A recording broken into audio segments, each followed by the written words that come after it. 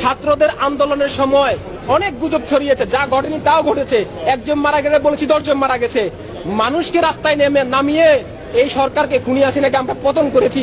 গুজবের যেটা বলছে সেটা 100% রাইট। এখন সাধারণ মানুষ বুঝতেছে যে আসলে এটা কোটা আন্দোলন না, জঙ্গলিবাদী একটা আন্দোলন ছিল, মৌলবাদী একটা আন্দোলন ছিল। শেখ হাসিনাকে তাড়ানোর, শেখ হাসিনাকে নামানোর জন্য আমিই ছিলাম ফিল্ডে। অবৈধ সরকার আইসে 3 মাস লেগে 3 মাস সরকার নির্বাচিত সরকার না। সরকার পতন ছিল নিখুঁত পরিকল্পনা, যা ধীরে ধীরে প্রকাশ্যে আসছে জনগণের সামনে। শেখ হাসিনা সরকার পতনের মূল উদ্দেশ্য ছিল সমন্বয়কদের নতুন দল গঠনের মাধ্যমে নির্বাচন ছাড়াই আজীবন ক্ষমতায় থাকা। তবে জনগণের টাকা লুটপাট করে ক্ষমতায় আসাকে কিভাবে দেখছে জনগণ, জানতে আমাদের সাথে থাকুন। জুলাই আন্দোলনের আহতরা অনুদান না পেয়ে যমুনার সামনে আন্দোলন করছে, আর সমন্বয়করা করছে বিয়ে। আমরা রক্ত দিছে, আমার ভাইরা জীবন দিছে, আর আপনারা এই দিক দিয়ে দল করেন।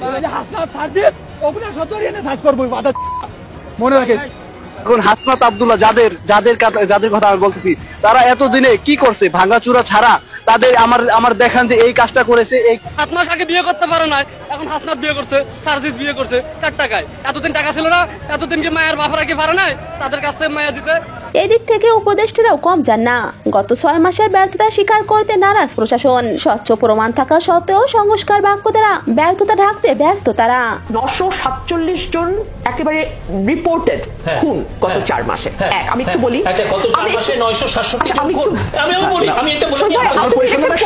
একটু ধৈর্য ধরেন। আপনি দেখেন 4 মাসে 174টা সাম্প্রদায়িক সহিংসতা, 23 জনের মৃত্যু, 80টি মাজার ভাঙা হয়েছে গত 4 মাসে।